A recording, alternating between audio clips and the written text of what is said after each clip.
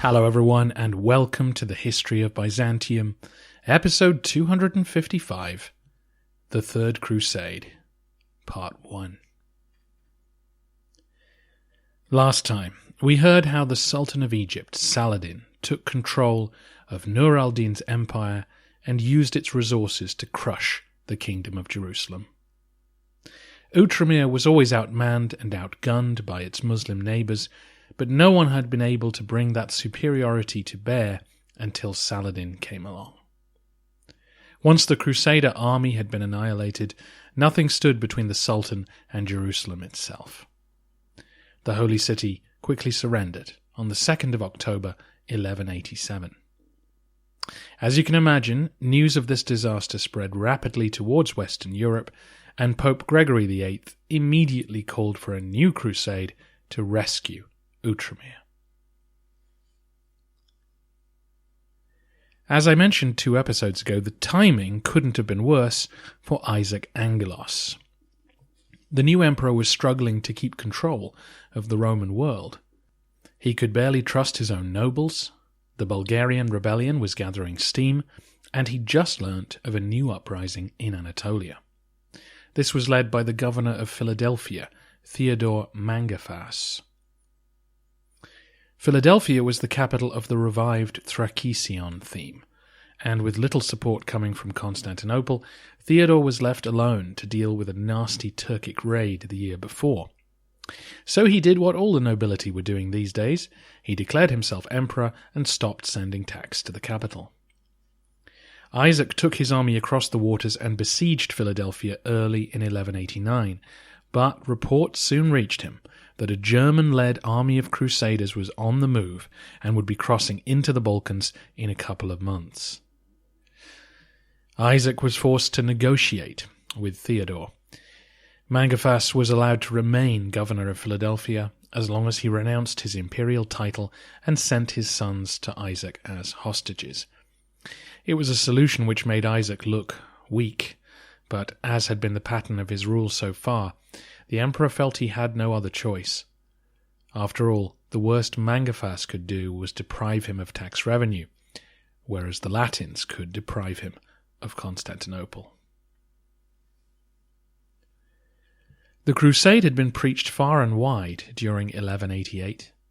The fall of Jerusalem to the Muslims was a shocking enough event to stir the hearts of many a Latin. But when combined with the usual propaganda about Muslim brutality, men were chomping at the bit to head east. As with the Second Crusade, heads of state proudly signed up to do their duty. The Emperor of Germany and King of France were again on hand to lead the faithful, and on this occasion they were joined by the King of England as well. The monarchs of the latter 2 nations decided to sail east, though, taking with them relatively small numbers of committed professional soldiers, whereas the Emperor of Germany, Frederick Barbarossa, would lead a more traditional popular crusade, the majority of whom were experienced fighters, but with room for some enthusiastic civilians as well. This gathering of armed pilgrims was too vast for any fleet to carry, so Barbarossa announced his intention to lead them to Jerusalem the old-fashioned way, on foot, across the Byzantine Empire.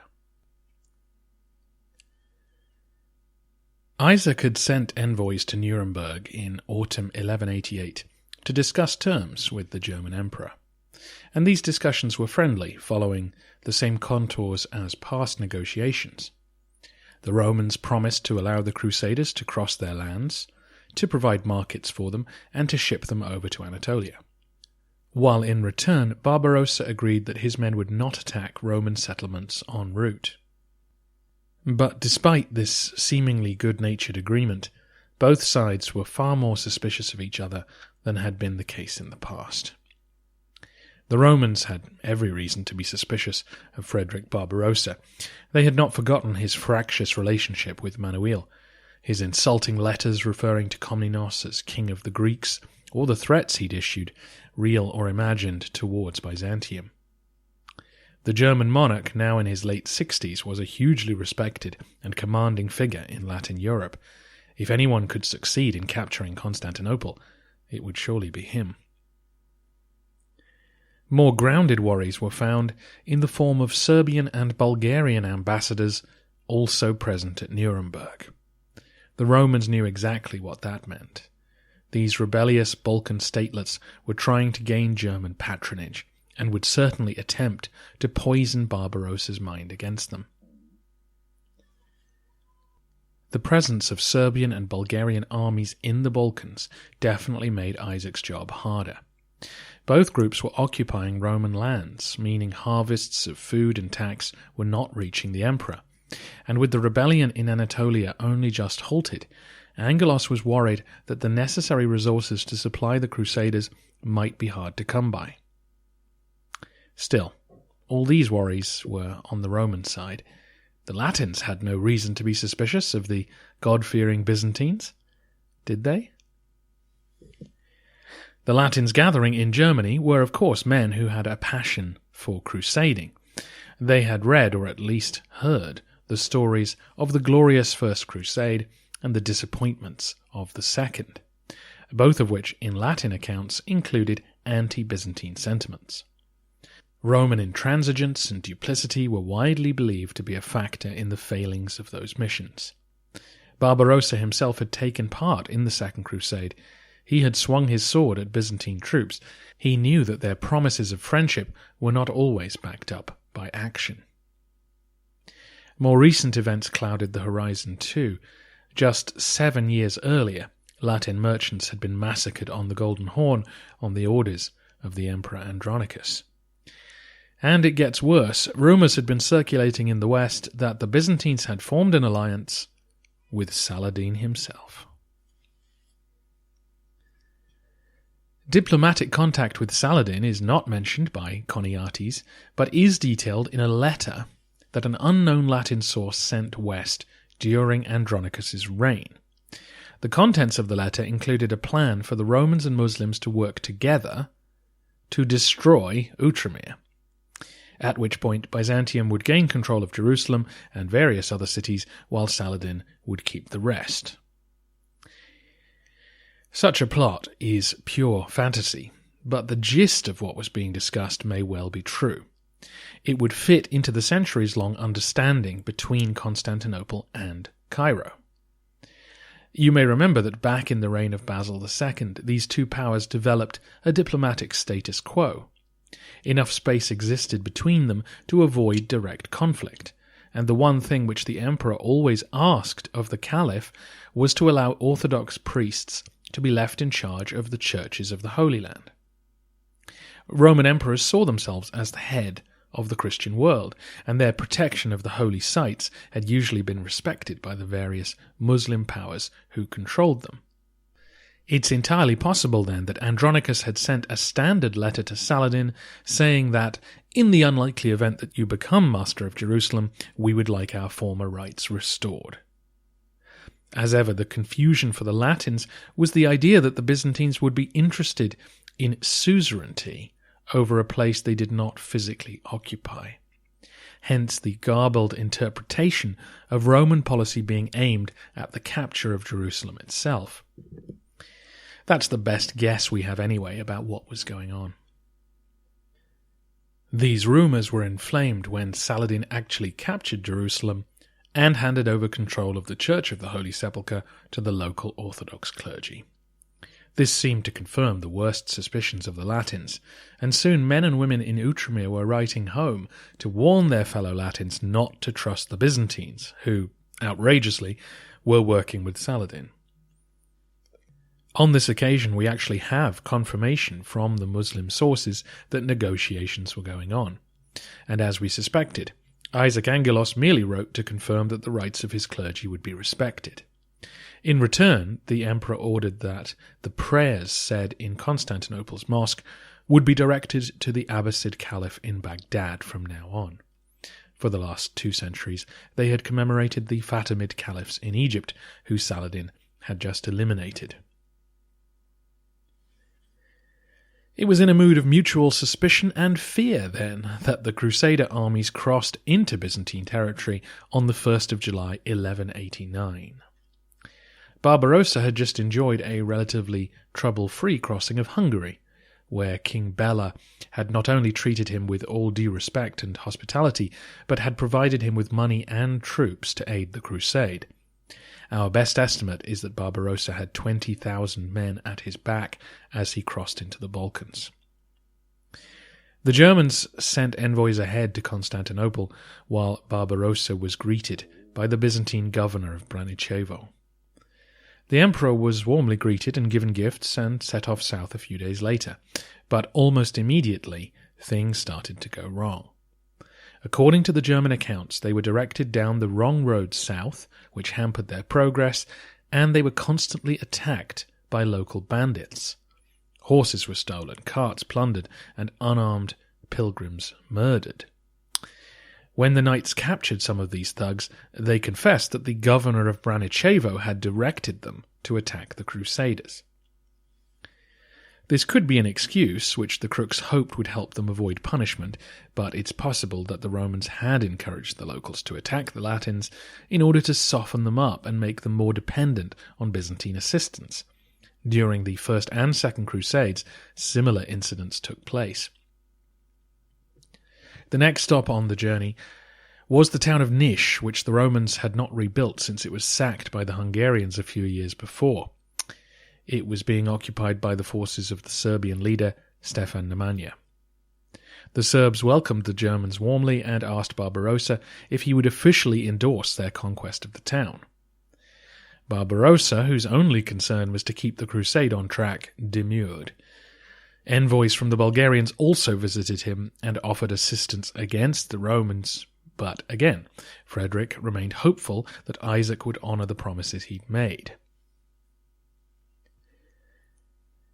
Reports of these meetings in Constantinople caused serious alarm and fed Isaac's fears that Barbarossa's real target was Constantinople, a paranoia that was present every time the Crusaders marched through the Balkans.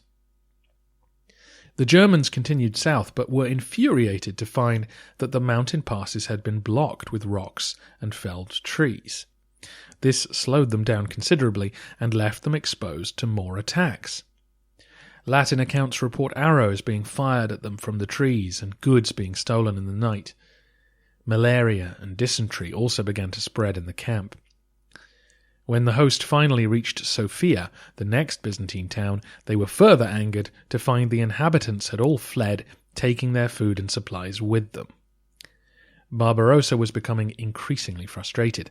The Romans may not have been directly opposing the crusade, but they were doing everything they could to slow its progress and hamper morale.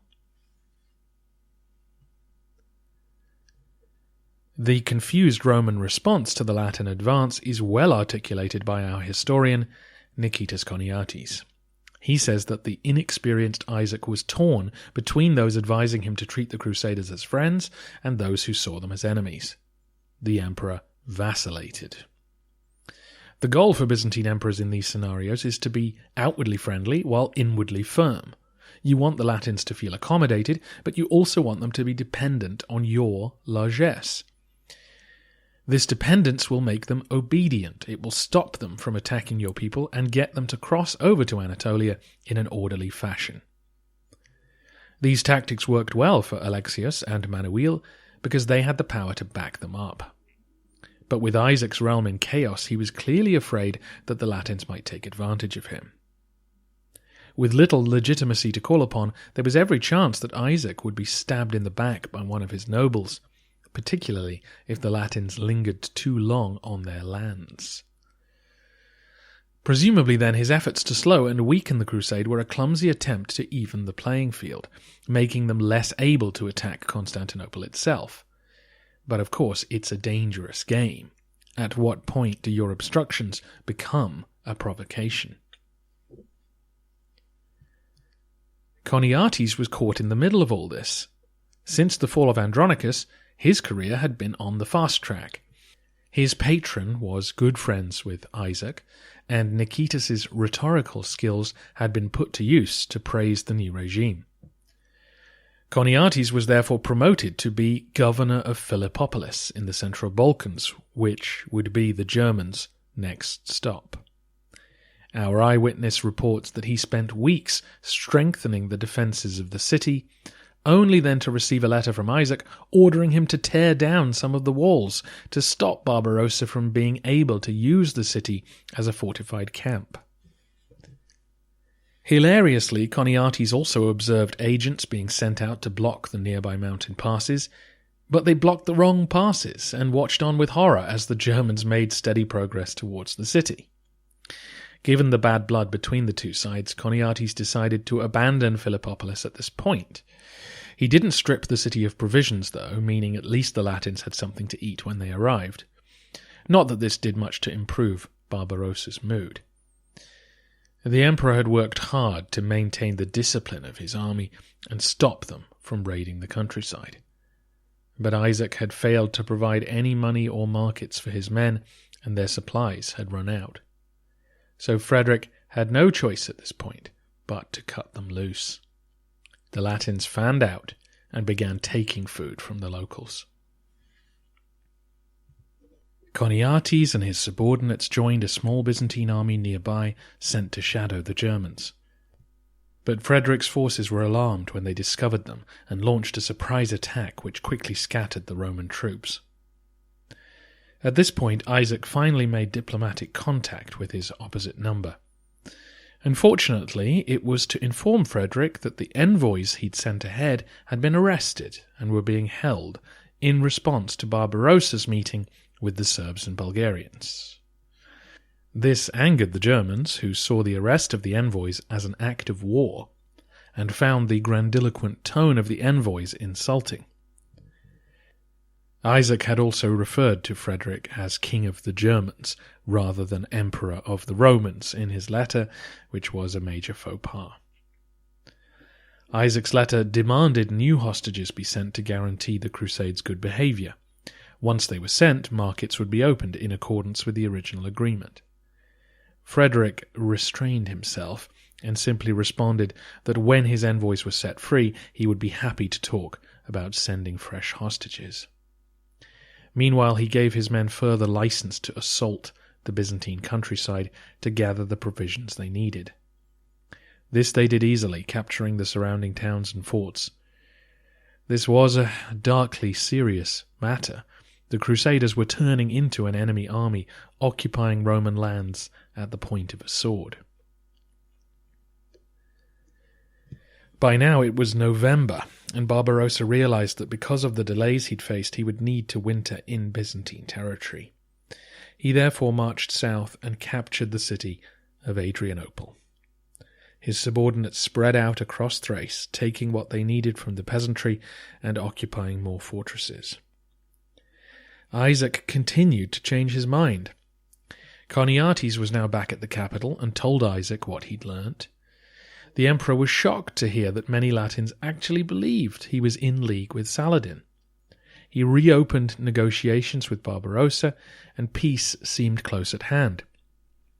But when he was told that the Germans would be staying all winter, he became angry and began making unreasonable demands. It's easy to see Isaac as a bungling fool, as I think Choniates did, but I feel great sympathy for him. He was facing down the possibility of Constantinople being captured. His flailing is an understandable reaction to the immense pressure he was under. In response to this latest delay, though, Frederick finally gave in to the hawks in his camp. He wrote home, telling his son to begin preparations for an assault on Constantinople. More men and money must be sent, and the Italian fleets should be recruited to the cause in order to surround the Byzantine capital the following spring. Isaac's intransigence had managed to start the very war he was trying to avoid. Fortunately, cooler heads prevailed. Barbarossa had no choice but to attack Byzantium if he wanted to cross the sea, but he didn't really want to. And the Italian fleets would cost a fortune to hire and probably take 6 months to be ready. Isaac, for his part, changed his tune and began to make friendlier overtures. In the new year, a deal was brokered and signed at Adrianople in February 1190. Isaac would provide the necessary ships to transport the Crusaders over to Anatolia, where they would find markets waiting for them. Gifts of money and silks were handed over, and no compensation was sought for the damage done to Thrace by months of Latin occupation.